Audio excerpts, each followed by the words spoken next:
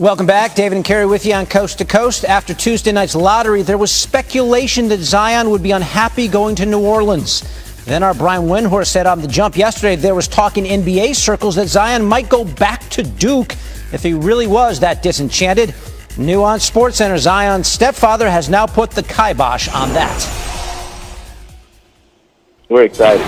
We're excited about that. One thing that Zion has always been taught, you accept the things that you can't change, you change the things that you can change, and this is one of the things that he had nothing to do with. It's the process of the NBA, and certainly, we're excited about the Crescent City down there in New Orleans. And you said about returning to Duke, there's been a lot of speculation, but that is nothing that we have even considered. All right, so Zion's going to be a pro basketball player. According to ESPN's player projection model, Zion has a 75% chance to become an all-star, the best chance given to any draft prospect since '05. The Grizzlies have let it be known they intend on taking Ja Morant at 2. Morant has a 2% chance of becoming an all-star, according to our model. All right, David, these kids want to be stars as well. 2020 Big Board, the Smell Kipers. Remember, big boards are based on sheer talent evaluation, not projected draft order. Alabama wideout Jeudy is Mel's top prospect for the 2020 NFL Draft. Jeudy had 4 touchdown catches of 60 yards last season, tied for the most in a season by an SEC player. All 4 of those touchdowns were thrown by the one and only Tua, who is not the top prospect on Mel's board, but he is a top quarterback. He checks in at 4 after a couple of defensive players, so remember that. And moving on to 10, we've got Justin Herbert. That's actually lower than he was on Mel's big board when he decided to return back to school. Maybe he should leave like Zion. Meanwhile, he was the 6th overall prospect and top quarterback when he was made the decision in December. Mel's number 3 quarterback is Georgia's Jake Fromm. He's 18th overall on the big board. Tua was the only SEC quarterback to rank ahead of Fromm in total QBR, completion percentage, or touchdown passes last year. And at 20, the only running back on Mel's board is Clemson's Travis Etienne, who scored 3 touchdowns in the championship game. Only Zeke Elliott had more since the BCS was adopted in 1998. I hope you got all that. To break it all down is our guy, our NFL Draft insider, Mel Kiper Jr. Thank you for joining me here on Coast to Coast. So the first thing I thought, tell us why you have wideout Jerry Jeudy number 1 on your big board. Kerry, you look at the wide receiver position. College football has not produced big-time receivers at a high rate. Go back to 2011 with A.J. Green and Julio Jones, and since that time, there's been a lot of busts in the top 10. We have had Mike Evans and Odell Beckham outside the top 10, but you think about a guy like Jerry Jeudy, the speed, the completeness of him as a receiver, route running, hands, concentration, ability after the catch, averaged over 19 yards a catch last year, 14 touchdowns. He's a special talent, and obviously you look at how some other players finished. Jeudy is a guy who was consistent all year. He's right now at the top of the board going into the season.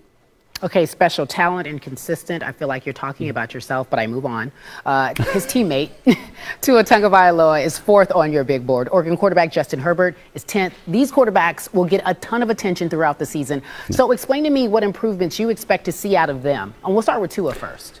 Yeah, that was the tough part, Kerry, is putting a quarterback who didn't finish strong at number 1. And Tua had those struggles against big-time competition, the money games. I'm not talking about games where you can play pitch and catch against lesser opposition. When the SEC championship game against Georgia, Hurts had to come in there. Championship game, Clemson. I'm not talking about a defenseless Oklahoma we did well against, but against top-level defenses, there were some struggles, and obviously doesn't have the big-time arm. He's only ran 6'6'1", so you want to see improvement against elite competition this year. That won't happen probably until late in the season. So I think you look at a guy like Justin Herbert against Bowling Green, San Jose State, Arizona. He completed less than 50% of his passes against those 3 opponents, those weak opponents. He had the injury 2 years ago, which cut his season basically in half, missed 5 games with the shoulder injury, left shoulder. So I'm going to see Herbert from start to finish carry. Again, consistency. Get that completion percentage from 59 up to 63 to 65%. Then he can maintain that top 10 grade. Or if he doesn't, then he drops into maybe the second round where we saw Drew Lock go this past April. Consistent. You're a special talent. Number 1 on my big board for sure. Check out Mel's entire big board for the 2020 draft on ESPN.com right now. We appreciate you. You're number 1 on my board, Kerry. Of course. And David's too. Oh, and David's too. Look at that Mel. That shucks that Mel. Well played, Mel Kiper. All the rainouts in New York forced the Orioles and Yankees into a doubleheader yesterday in the Bronx. and Gleyber Torres won the doubleheader. A solo shot here in the second, out towards Monument Park. Pretty good swing. His 30th home run of his career in 162 games. Only other Yankee to do that, age 23 or younger, Joe DiMaggio. And then, a little bit later, there goes Torres again, this time to left. Second of the game, 7th of the year, the Yankees go on to win the first one, 5-3, but Torres was not done. Let's go to the nightcap. Yankees up 1-0.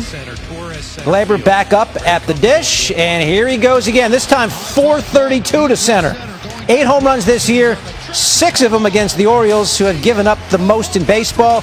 Torres joins DiMaggio as the only Yankees 22 or younger to hit 3 homers in a doubleheader. And then it's Domingo Germán time. Watch this ball dive away from Jonathan Villar. And then Chris Davis chasing the ball in the dirt.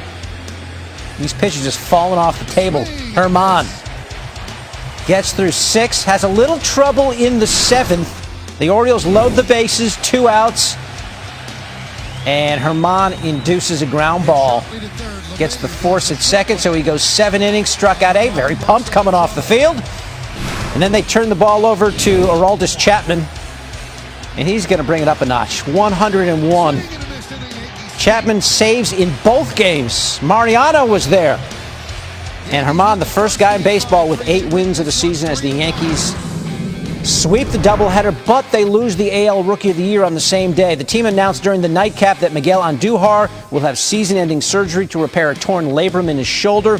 Andujar sat for 5 weeks hoping the injury would heal on its own, but he went just 6 for 47 in his return. So Gio Urshela, it's next man up time. So we got the Yankees and Rays this weekend, top 2 teams in the AL East, opening up a 3-game set in the Bronx. Yanks have battled so many injuries this season. They've spent more money on players that haven't played than the Rays have spent on their entire roster. How about that? How about that?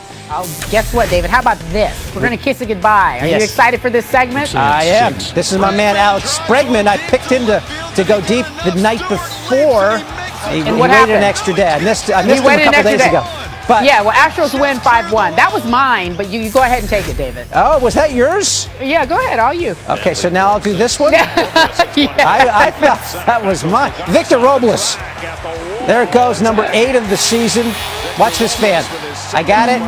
Ow. I got it. You didn't get it. Nope. He completely missed it.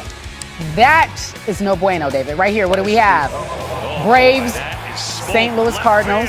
This Austin Riley kid, he got the call after hitting 13 homers in his last 18 minor league games, and apparently... Who would pick him to hit a home run? Who would pick this kid? Who would be so bold? Riley at 20. You know what, David? Get out of here. I don't want to hear any more about Riley, because guess what? You picked him, and you got it right, David. I mean, listen, and then people started tweeting like crazy. Yeah, they were getting. That's my base. You know what? When my base turns on someone like they turned on you yesterday, it can get pretty ugly. I try to rein these people in. I have no control over them. Sorry about that. I apologize. all of David's army, if you could relax and not. It's scary. There's dozens of people out there. Look, a wise man told me once, David, it's time for long shots. I'm going to make a pick. A wise man told me once that this kid could be special. And that wise man was correct. Come on. So I'm going to go with Austin Riley in his second game in the majors. Bogus. That's my pick today. You didn't even know who he was yesterday. I had to bring him to your attention. I know who he is today, my friend, and he's definitely going to hit a homer again because I sent him a text as well. I said, if you could come in. You co-opted my pick, my man. I did. Austin Riley. I did. All right. I got a counter with Eugenio Suarez, okay, 13 home runs. He went yard last night. So I got Suarez, and you're taking my guy Riley, and we'll figure it out tomorrow. We'll see who wins, okay? Okay, you're back in it, David. You're I'm back in this thing. Let's get the tote board up. Okay, so David has 2 and 12 losses. We've got a new pitcher for you. You look mighty spiffy and smart. Yeah. You look like a man who has the audacity to pick a kid in his major league debut. That's who you look like. I have to be bold. You know that. All right. You are very bold. I guess we have more coming up. With the Splash Brothers stepping up, Golden State rolled into Game 1 and did everything they could, but Steve Kerr says he's a little concerned about his team. Why is that? We find out next. We have a live report. Plus, I don't know if you remember this, the controversial non-call in the NFC Championship game that probably changed the Super Bowl. Well, it has happened again. This time, It could change the Stanley Cup final. I just got a tweet about this as a